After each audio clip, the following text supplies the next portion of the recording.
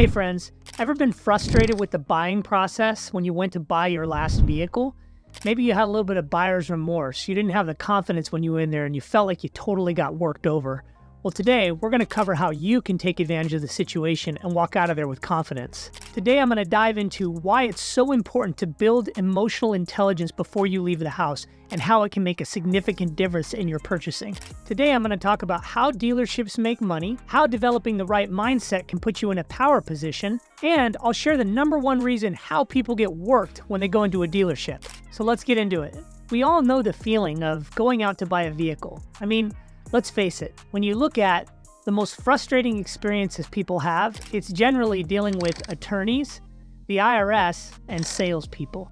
But it doesn't have to be that bad. Salespeople are just people like us. But there are some key things you need to know when you go in to engage a salesperson, and specifically related to when you're going to buy a car. So let's talk about that. The first thing I want to talk about is emotional intelligence and why it's so relevant in everything that we do. You know the situation where maybe you've gone out to buy something and you were really excited. Maybe it was an ad that drove you in, or maybe a friend of yours had the product and you thought, man, it would be so great to own one of those. That's an emotional attachment, right? You're excited, you want to be in the know, you don't want to miss out, this, that, and the other. So you go down to a dealership and what's the first thing they do?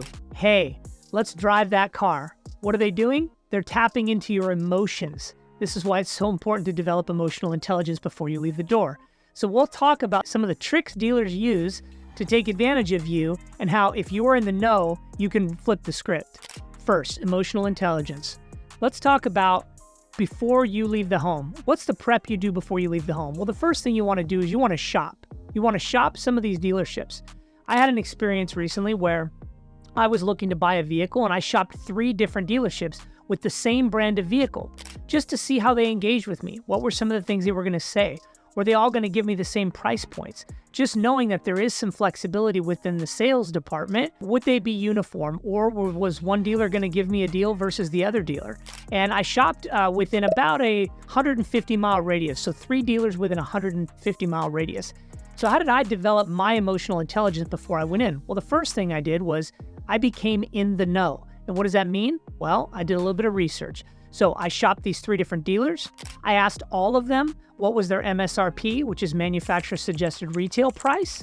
And then I asked them what their invoice price is. Some of them will not share the invoice price, but you can figure it out along the way usually. All I really needed was for one dealer to give me their invoice price. Now the invoice price technically is what they pay for the vehicle, but we all know they're not going to share exactly what they pay for the vehicle. I can tell you though, it will be less than MSRP. In my case, there were several instances where I found the invoice price was anywhere from $2,000 to $4,000 less than MSRP, which gives me a delta to work within, right? Now, in some cases, they might say, well, our invoice price, we'll use an example, is $70,000. And the MSRP is $74,000. That's a $4,000 difference.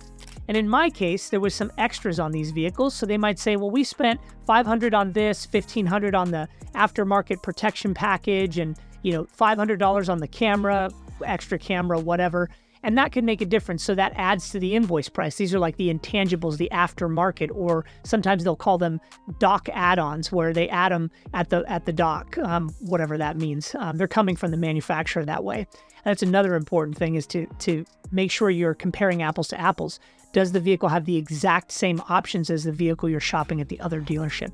So to build the emotional intelligence is to do a little bit of research. You could call some retailers. They know that people are shopping online. You could shop online, but you're going to get limited information. Oftentimes, if you shop online, you're just going to get a picture of sometimes the sticker that's in the window that usually gives you manufacturer suggested retail price and some of the add-ons. But that's a good baseline. I definitely encourage you to dig in and try to find a salesperson that's willing to share information with you. If you're a previous buyer, sometimes there's incentives for them to get your business again. So they may even give you a better deal because you bought from them before. But that's not an automatic. You got to make sure that you shop so that you can take advantage of the situation. So the emotional intelligence begins with detaching how you feel, your wants and needs. Example, I have to have this new vehicle because Bobby has it, or the neighbor has it, or Joni has it, or whatever. Detach that. This is a purchase This is a vehicle is generally a need. You need a vehicle to get around generally, unless you take the bus or whatever. In that case, you wouldn't be buying a vehicle. But a want is, I want all the extras. I want this vehicle no matter what. I want this vehicle regardless of payment. Even though I went in with a budget of $400 a month, you know in your mind's eye, you love that car so much, you're probably going to spend $500. And the trick is, the dealer will try to get you to drive that vehicle first thing, because that's an emotional attachment. The minute you drive it, you technically own it in your mind, right? So before you even walk in, you've got to establish these things. Am I going to drive that vehicle before I negotiate it? I mean, do you really need to drive the vehicle? Chances are you've driven a new vehicle before, right? Maybe perhaps you drive a vehicle at one place, but you don't drive it at the other, right? So you don't give them the power, because when you drive the vehicle, they generally take on sort of a level of confidence, because they know that you're going to be emotionally attached to that vehicle. So oftentimes when I go, I don't even drive the vehicle, right? Not only that, but generally if a salesperson has you drive the vehicle, you're attached to them. There's a commission paid, obviously, and if you don't engage well with that salesperson, or you just flat out don't like them, you're kind of stuck with them, right? Because you've driven the vehicle. And that's another reason why oftentimes they'll get you to drive the vehicle. Hey, drive it, because now they have technically done their job with you. And if you come back, they're gonna have to split that commission with somebody else. Look, this is part of the process. There's nothing wrong with that. Salespeople are out there to make a living, but sometimes you don't vibe with a salesperson, you wanna be able to change your mind. So starting with emotional intelligence, make sure that before you go, you do some research. Are there things that you want to consider, like aftermarket warranties, right? Extended warranties, clear codes, some of these add-ons that they try to add, financing, right? Are you before you go to the dealership, are you thinking about financing? Is this something you're going to have to finance? How much money you're going to put down? I encourage you, if you're going to finance through your own credit union. If you're not a member of a credit union, I highly recommend it. Oftentimes they have phenomenal rates, and you can get credit approvals quickly. Walk in there with your pre-approved credit and you're good to go. So plan all this stuff out. Take all the ammo away from the salesperson and put you in the know and build your confidence. And when you walk in, you will be eliminating that emotional attachment, and you will now have an emotional intelligence that allows you to control the sale, right? So it's important to do a lot of this before you even go to the dealership. You want to figure out what it is that your wants and needs are. You want to shop a little bit before you walk in the door, or research online so that you know the average price points. You want to figure out on a trade-in, if you have a trade-in, how much you think that's worth if you were to sell it as a private seller, an auto trader or whatever, versus trading it in.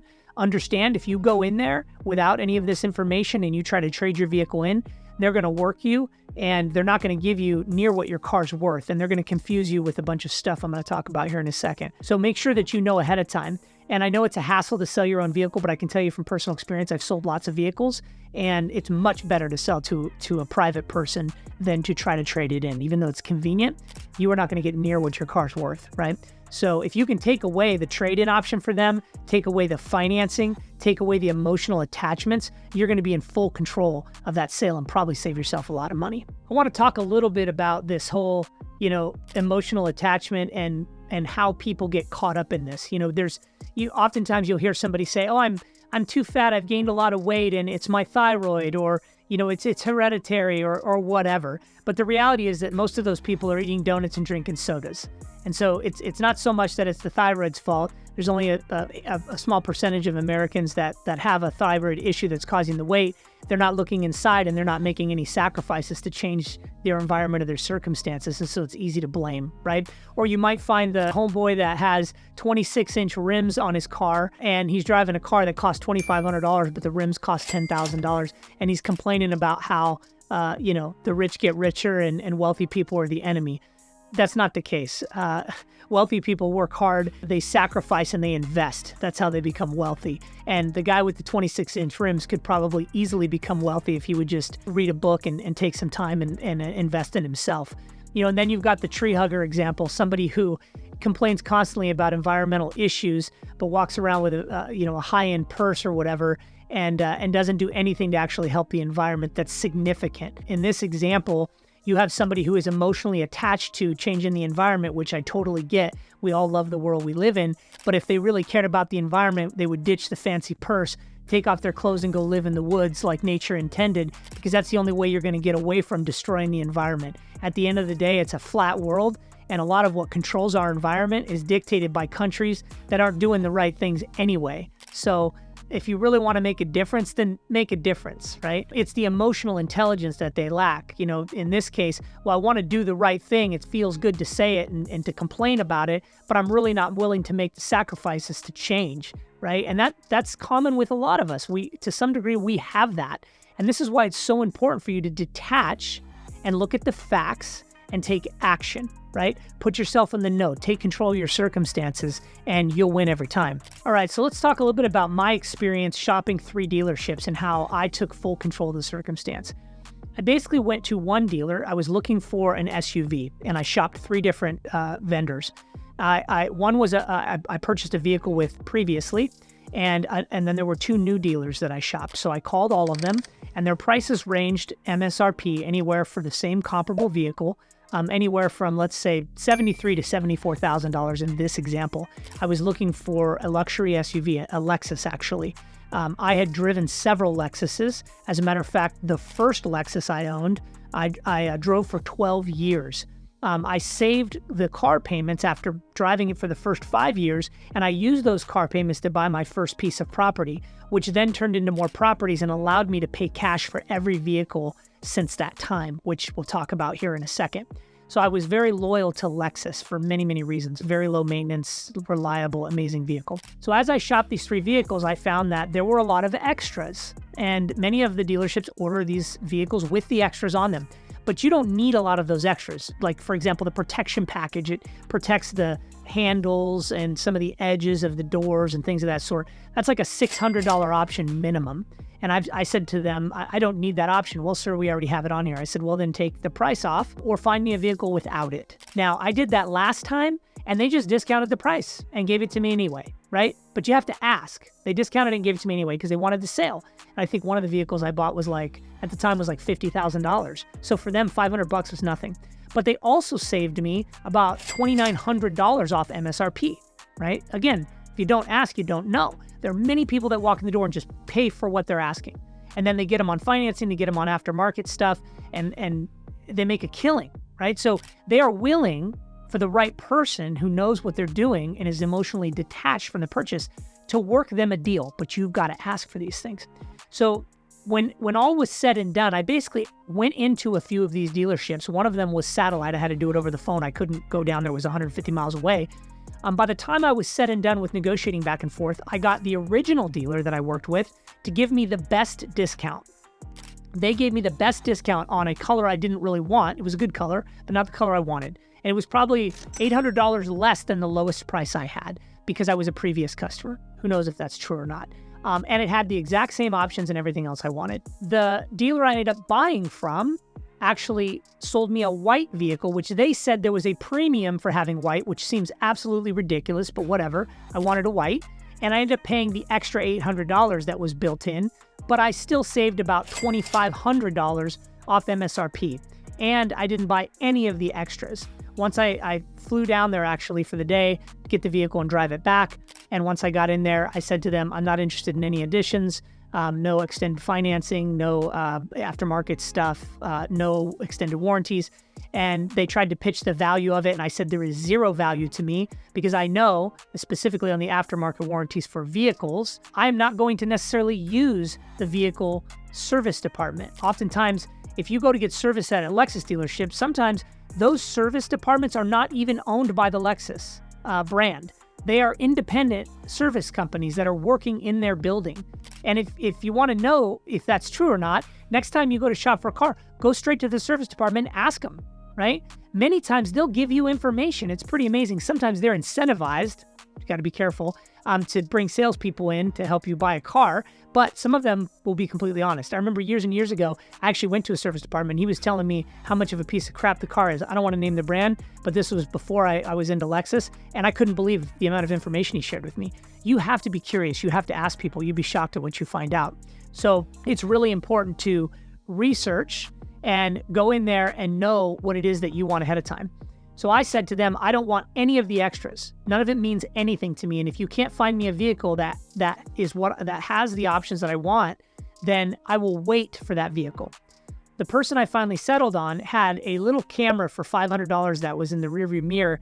And I said, I don't need the extra camera in the rearview mirror. Oh, but it's not a big deal. It's just, I said, if it's not a big deal, then save me the $500. And they said, well, we can't do that because we have cars coming, but we have to sell what's on the lot. And I said, well, that's BS. You can sell me the car that's coming if you want to. Well, we can't do that. Well, I'll tell you what, when the car comes in a month, that's what they told me, you call me and I'll probably buy it if I'm still around. No problem. Well, guess what? Literally 4 business days later, they called me and said, oh, the car came in early. Surprise, surprise. I went in and it didn't have the stupid camera on it. And I ended up saving my $2,500 plus none of the intangibles. And I paid cash for it and it worked out great, right? So it's really important that you strategize before you go in and don't let them get you emotionally excited. Don't let them tell you about all the latest technology and all the add-ons that you probably will never use because vehicles are very complicated these days. There's all kinds of bells and whistles that are really just a waste of your money. Okay, we're going to show you a little chart here. I'm going to talk about why it's so important to save and pay cash for your vehicle if you can.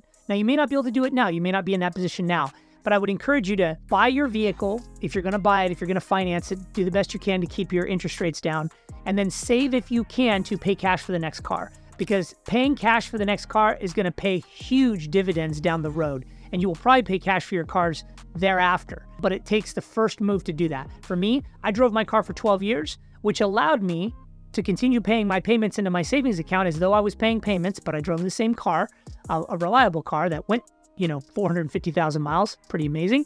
But that allowed me to never have to finance a car again and pay cash and propel the real estate business that I started, which has grown exponentially since then. So I'm going to give you some numbers here.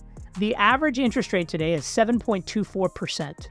The average cost of a new vehicle today is $48,389. The average down payment is about 20%, $9,677, leaving a balance due for that vehicle of about $38,711. This is based on a 5-year loan, or approximately 5 years, let's say 68 months, so about 5.5 years. And the total interest paid for that car, if you kept it for the full term, would be about $8,597. This would be a total cost of ownership of $47,308 for the car that you paid $38,711 for. And what this basically means is to finance that car at the average rates for the average term, you'd be paying 22% more for that vehicle than the ticket price that you paid for it, right? Pretty ridiculous. 22% more. And this is no different than like credit cards. But even worse, way worse, right? So you think, oh, I got a deal to sign up for the credit card. If you have interest payments, you are likely paying anywhere from 30, 50 to 100% more for that product. So, the camera I'm using cost me $700 or whatever. You might be paying $1,400 for that camera instead of $700, while everyone else who's paying with cash is laughing at you. So again, be really emotionally intelligent and smart about the decisions that you're making and strive to pay cash for things. So let's talk about the benefits of this, paying cash for things, if you can get there, right? So if you were to take the savings from the interest you would have had and invested it over a 25-year period, right? Averaging it out at 68 months. So you saved for that car and you never had car payments again. And so every 68 months for the next however many years, 25 years, you were investing that money in the stock market. You would have approximately $168,000 in your retirement account. That's pretty amazing, and happens to be higher than the average retiree's account nationwide, just by saving up to pay cash for those cars and saving on those interest payments. Phenomenal, right? So I want you to have that mindset. Not only do you need to be in the know about your process and how you're going to buy, but you want to strive, even if it's not now, to pay cash for that car. Okay, so as promised, the number one way that dealerships take full advantage of you and it kills your buying process is the Foursquare. Now, you got to look this up online. There are so many articles about the Foursquare. We've all experienced it. The dealer sits down, or salesperson sits down, he starts mapping it out. What's your payment? What's your down payment? What's your trade-in, et cetera, et cetera. This is a way to confuse you. And through smoke and mirrors, they can make it look like they're giving you the best deal possible. the bottom line is it's not there to benefit you. Now remember, if you're paying cash, huge advantage. If you already have financing lined up, huge advantage. If you're not buying all the extras, huge advantage, right? And if you already know what your payment's going to be and all of that, then you don't need any Foursquares. You don't need them to sell you on anything, right? What happens oftentimes is you're trading in, which I told you earlier, you should just sell to a private entity. Maybe you're doing financing, or you have told them, oh, I can afford $300 a month. And so what happens is they sit down and go, oh, $300 a month. Well, I bet you I can get them to $300 or $400 a month. Or I bet you I can tell them their trade-in's only worth $500 when I know it's worth $1,500, and I'll work that number down, right? Or I'll come back and tell them I've got a great deal. If you don't use your credit, you use our financing, right? Well, the financing, the bank is going to give them an incentive for volume. So that's a way that they can obviously take advantage, but they're generally not going to lower the price for you. What they'll do instead is say, well, we'll extend your financing another 12 months, right? And that'll lower your payment. But the problem with that, obviously, is you're going to be paying more interest, right? I just told you how with a basic, a 68-month average, you're going to spend 22% more. Well, what if you went out an extra year? You might spend 35 or 40% more. So you got to be very careful of those things. But in the moment, you're emotionally attached to the vehicle because you went and drove it. And you love all the bells and whistles and the massage seats and all this kind of stuff. So you're not thinking clearly. You're thinking, oh yeah, you know what? I could go up an extra 75 bucks a month. Don't let them tie you into that. You tell them when you walk in, I don't want to see your Foursquare. I already know what I want. I already know what I need. And if you can put the product in front of me, then this is what we can do. I'm going to give you an example of one of the dealers that I did not buy from of those three. The middle one had extras on the vehicle that I did not want, and they were approximately worth $5,000. I said to them, I don't want these extras. I will buy this vehicle for this amount of money if you can get it for me. And he pulled out the Foursquare. And I told him in the beginning, I didn't want to see the Foursquare. And he's like, well, what about if I could do this? And I said, you can't do that. And I'm like, if you do that, I'll buy it right now. And he had a number and he smiled. And I said, can you do that number right now? I'm going to pay cash for it. And by the way, when I walked in, I didn't mention cash or anything. I waited a while, right? And he smiled and he said, well, I don't know if I can get to that number, but I'm going to see. I said, then why would you write it down? Why would you write the number down if you can't get to it? I said, I'll tell you what, let's stop here. You go back to the sales manager. By the way, this was the underling sales manager above the salesperson. I had the second guy already over. And he went back and he came back. He said, well, I can't do that. I can't do that, but I can do this. And it was about $1,800 more. And I said, but that's not what I want to pay. I want the number you wrote down. And he said, well, I can't do that. I said, well, then why don't you give me a vehicle that doesn't have those extras? And he said, well, we don't have any of those vehicles coming in and we need to sell inventory off the lot. So if you need to sell inventory off the lot, then you give me the one that has the extras, but you'll give me the lower price. You see, I knew what I was willing to pay for, and I was not willing to negotiate or adjust. And he said, well, I can't do that. I said, well, I'll tell you what, you have my number. I'm going to continue shopping. Call me if you can do that. So what did I do? I called another dealership who had a few less options, but was willing to negotiate with me. And what did she say to me when I was getting ready to fly? Well, you know, we have never discounted a vehicle like this before. This is $2,500 off MSRP, and we have never done that before. BS. I know they've done it before because their wants were more than my needs. And I'm sure that was the case before. There had to have been a situation when they had too much inventory and they're willing to do whatever it took to put cash back in the bank to get rid of some of that inventory. So to sit there and say we have never done something is ridiculous. It all depends on the circumstance and who's buying. I will tell you that oftentimes if you're paying for cash, it doesn't make a difference to the dealer. They actually like it when you finance. So they may take a little bit of power away from you if you think you're paying for cash, and that's an advantage. Where you have an advantage is being in the know as to what you're paying for and what other people are selling those vehicles for. Also, if you're shopping online, be mindful of exactly what the add-ons are with that vehicle, because you might see one for a lower price, but you're not paying attention to the small print. It didn't have the premium package or didn't have the updated wheels or whatever, but it looks like it does. A lot of time they'll use stock photos and you don't realize it's missing something. So you think you're getting a smoking deal and you actually buy the vehicle that didn't compare to the one you wanted or the one you drove. So these are things you want to consider. All right, so quickly, aftermarket warranties for automotive. Keep in mind, I shared this with you a little bit earlier. You don't have to get your car serviced by the service department that is within your dealership. There are many mechanics that do very good work that can do the work for less. I have found this constantly. Now, when I'm under warranty and the dealership does service my vehicle for free, I take full advantage of that. But sometimes after they do that, I will call a mechanic and ask them, What would you do for this service?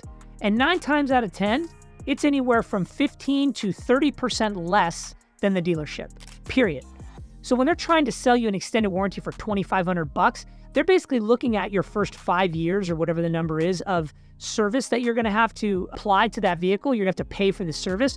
And then they're giving you a discount showing you, well, yeah, a discount because I can go somewhere else and get it for the lower price. So what I encourage you to do is just start saving your money and put it in a kitty and then deal with service when the time comes. Or most definitely use an aftermarket service department. They're going to try to scare you with the fact that it'll be out of warranty if you have someone else do it, or if they're not using Lexus parts or whatever brand.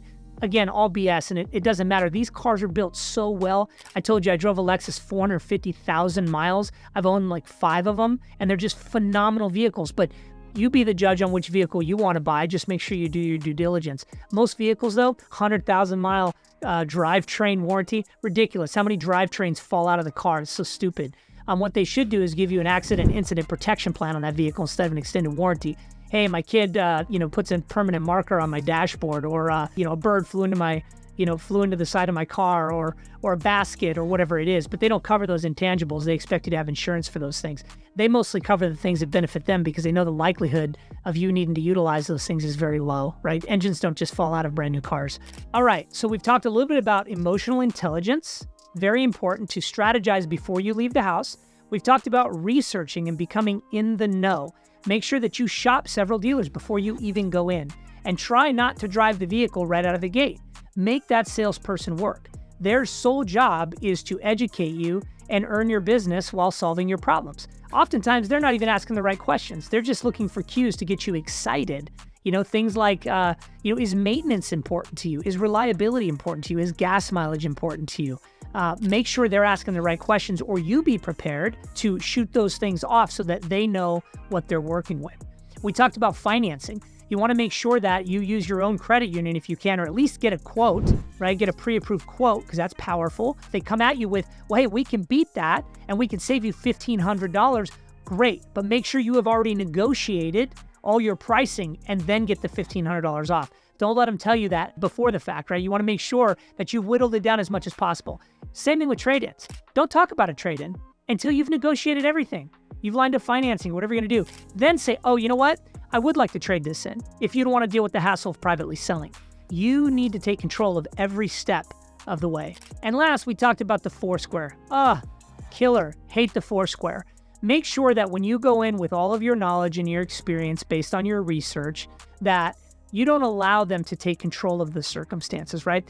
Salespeople are good people. They're just trying to earn a living. But at the end of the day, it can get very confusing when they start throwing all these numbers around and you're getting excited and you've been there forever, and you've had your soda and your dried peanuts or whatever they're trying to feed you with, and they're pressuring you and you feel like you're going to miss out because it's the last vehicle or whatever it is. You take control of the circumstances and maybe even set a time limit before you get started. Hey, I have 30 minutes. I'd like to buy a vehicle. Let's get this show on the road, right? That way they're on their heels and you're not on your heels. So what do you think? Will you strategize before you go out to buy that next vehicle? If so, please share your comments below. And don't forget to subscribe so you can learn more about buying and selling the products we love. Till next time.